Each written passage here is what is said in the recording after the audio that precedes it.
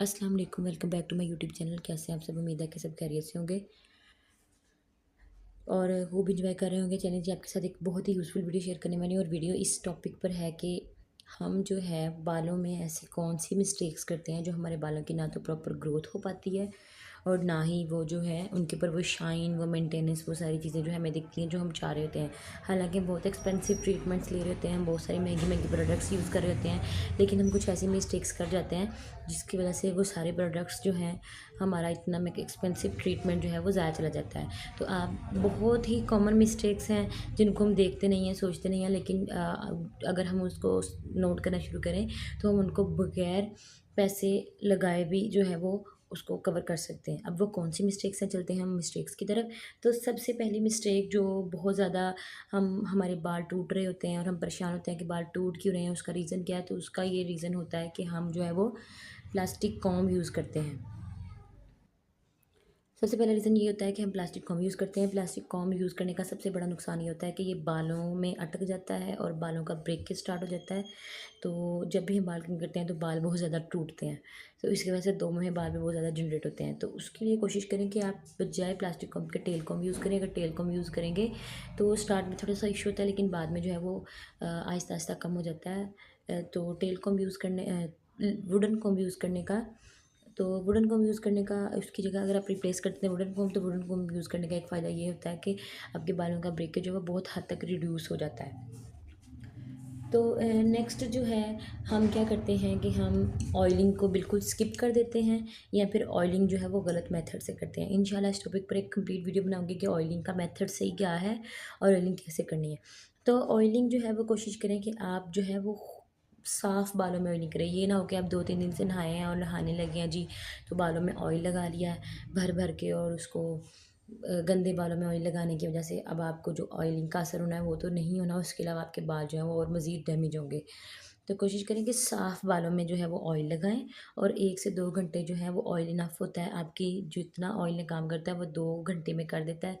तो इससे ज़्यादा बालों में जो है वो ऑयल ना रहने दें। अगर आप ज़्यादा भी रखते हैं तो इतना कोई इश्यू नहीं है, लेकिन ये है कि गंदे बालों में ऑयल लगाने से परहेज़ करें। थर्ड और सबसे कॉमन मिस्टेक जो हम सभी करते हैं वो होते हैं कोई ऐसी टाइज़ यूज़ करना जो आपके बालों को बहुत ज़्यादा टाई करके, बहुत ज़्यादा बांध के, बहुत ज़्यादा खींच के रखते हैं। जैसे इस तरह की नॉर्मली कैचर चुटकियाँ जो हैं हम नॉर्मली हर घर में यूज़ होती हैं और इनसे बाल जो है वो काफ़ी कवर रहते हैं, लेकिन इसका नुकसान ये होता है कि इसकी ये जो ब्रशेज़ की तरह बने होते हैं, इन ये जो है ये बालों में अटक जाते हैं सम टाइम, और फिर बालों का ब्रेकेज बहुत ज़्यादा होता है।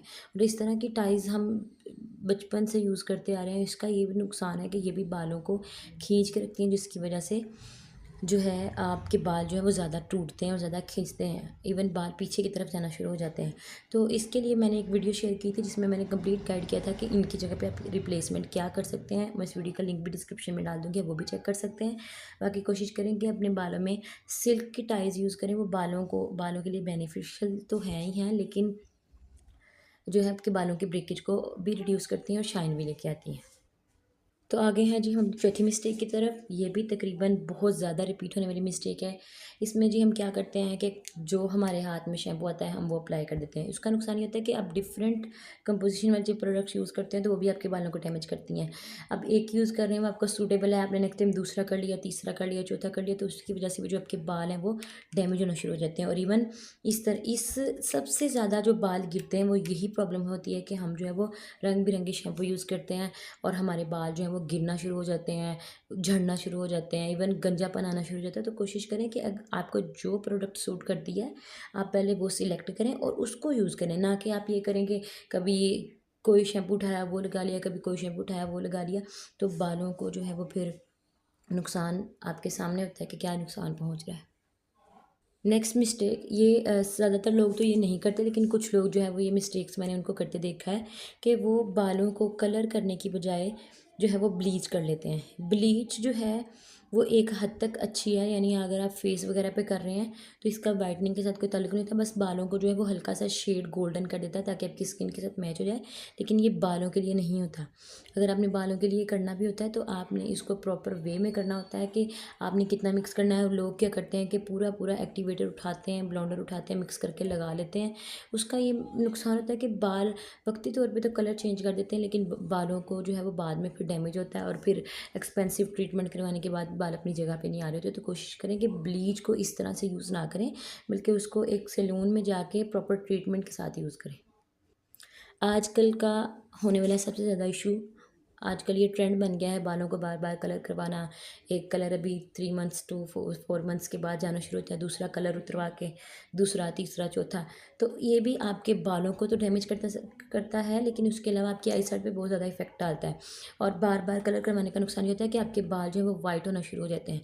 तो कोशिश करें कि इस तरह बालों को जो है वो बार बार कलर जो है वो ना करवाएं, और अगर करवाना है तो कोई अच्छी कंपनी का कोई अच्छा कलर जो है वो यूज़ करें, क्यूने वगैरह का, ओलिविया वगैरह का, जो मेडिकली अप्रूव्ड है और टेस्टेड है। और कोशिश करें कि बालों को 1 साल में एक दफ़ा ही कलर करवाएं, ना कि कुछ लोग होते हैं वो 3 मंथ्स 2 मंथ्स के बाद बालों का कलर चेंज कराना शुरू हो जाते हैं, तो फिर एंड पे बालों का जो है वो कुछ भी नहीं बचता।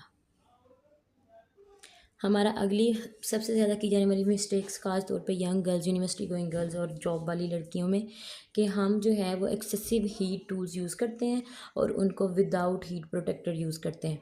तो ये सबसे बड़ी मिस्टेक है, जो आप हीट प्रोटेक्शन के बगैर इसको यूज़ करते हैं तो बालों का ब्रेकेज भी होता है और बालों के सारा शाइन भी ख़त्म हो जाता है और बाल इतने ज़्यादा ख़राब हो जाते हैं कि फिर आपको सालों लग जाते हैं उनको ठीक करने में। तो अगर आप ये यूज़ करते हैं, अगर आप डेली बेसिस पर भी यूज़ करते हैं तो हीट प्रोटेक्शन सीरम्स को यूज़ करें। वाइज़ नुकसान ये होगा कि आप इनको अगर यूज़ करते रहेंगे तो बाद में बाल इस तरह के ख़राब होंगे कि जिनको ट्रीटमेंट करते करते सालों लग जाते हैं और वो फिर ठीक नहीं होते। तो ये सबसे बड़ी मिस्टेक है जो आजकल चल रही है, इसको स्टॉप करने की कोशिश करें। आते हैं जी हम अपनी अगली मिस्टेक की तरफ, जो हम डेली बेसिस पे करते ही करते हैं।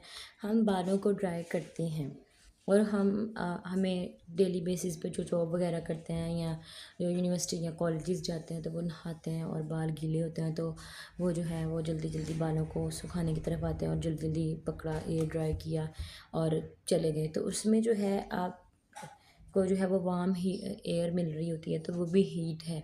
तो कोशिश करें कि ये काम ना करें, बल्कि उसकी निस्बत आप कोशिश करें कि कोई सूती लॉन वगैरह का दुपट्टा लेके उससे बालों को साफ़ कर लें। वो जल्दी आपके बालों की जो पानी है उसको अब्ज़ॉर्ब कर लेता है।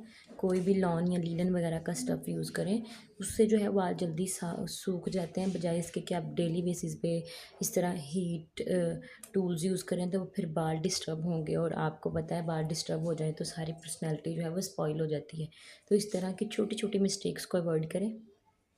नेक्स्ट आते हैं अपनी अगली मिस्टेक की तरफ, जो हर कोई कर रहा है और फिर कहते हैं कि बाल क्यों डिस्टर्ब हो रहे हैं। तो हमने इस तरह जब भी हम शैम्पू करने लगते हैं, हम डायरेक्ट प्रोडक्ट को अप्लाई करते हैं। इस तरह हमने अपने लिया और उसको अप्लाई कर दिया बालों में। इसका ये जो है आपके बालों में जहाँ जहाँ लगती है कंसनट्रेशन, जो आपके बालों को डिस्टर्ब करती है। इसके लिए सबसे बेस्ट मेथड ये होता है कि आप जो है कोई भी कंटेनर लें, उसमें शैम्पू जितना आप यूज़ करना चाह रहे हैं उसमें डालें और उसमें थोड़ा सा पानी ऐड करके उसको डाइल्यूट कर लें। जब आप डाइल्यूट करके यूज़ करते हैं तो वो फिर सारे बालों में एक तरह की कंसनट्रेशन जाती है और आपके बाल बिल्कुल भी डिस्टर्ब नहीं होते। तो कोशिश करें इस हैक को ज़रूर यूज़ करें। इस हैक को यूज़ करेंगे तो आपके आधे बालों के मसाइल ख़त्म हो जाएंगे।